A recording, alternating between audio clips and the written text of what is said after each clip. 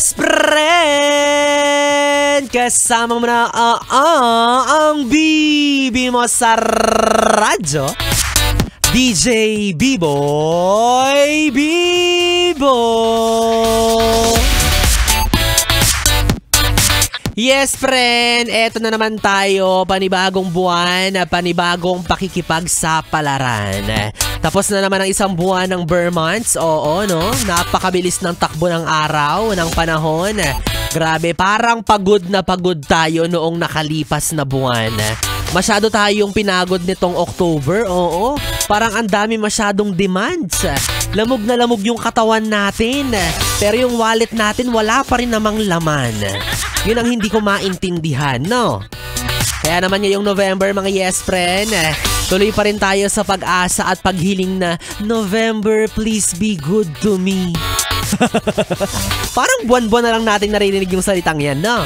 Parang buwan-buwan na lang tayo nagmamanifest, wala naman nangyayari. Kaya tama na po sa mga motivational quotes. Hindi na siya effective. Kung may mangyayaring maganda sa buhay mo, yes friend, alam mo nakadepende sa'yo yan. Oo, sabi nga ni Pipito Manaloto, nasa palad mo ang pagbabago ng takbo. Oo nga naman. Kaya dapat gamitin natin ang ating mga kamay, ating mga palad para maging productive.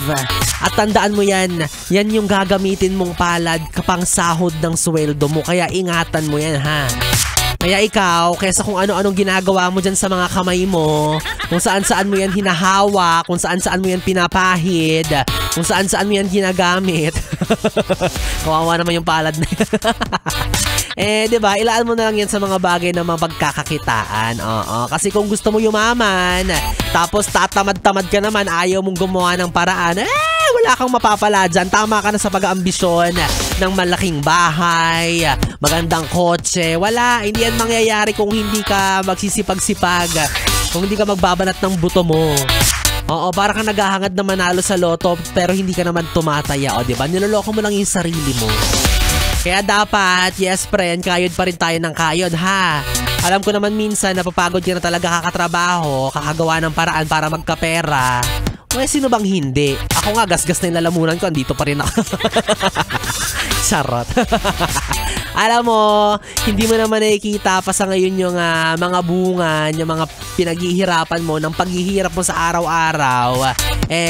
Promise ko naman sa'yo, no, balang araw matutupad mo rin lahat ng gusto mo.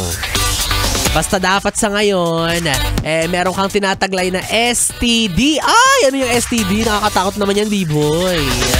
STD meaning sipag, tiyaga at diskarte. Ganon. Focus lang sa goal, ika nga. Hayaan mo na yung mga toxic sa paligid mo. Dapat hindi mo sila hinahayaang makaapekto sa pag-unlad mo. Oo. Again, diba, ipapaalala ko na naman, nahayaan mo lang yung mga humihila sa iyo pababa. Lalo na kung alam mo naman sa sarili mo na never ka pang umaangat. Sayang effort nila. Kakainis. Wala naman si yes friend, ako na nga yung kapiling DJ B-Boy Bibo, ang DJ na single, ready to mingle, basta walang label. Pwede mo akong makatabi hanggang mamayang alas 12 para sa ating BB Time. Dito pa rin at dito ka lang sa istasyong No Problem, ang 101.1 Yes FM Solid.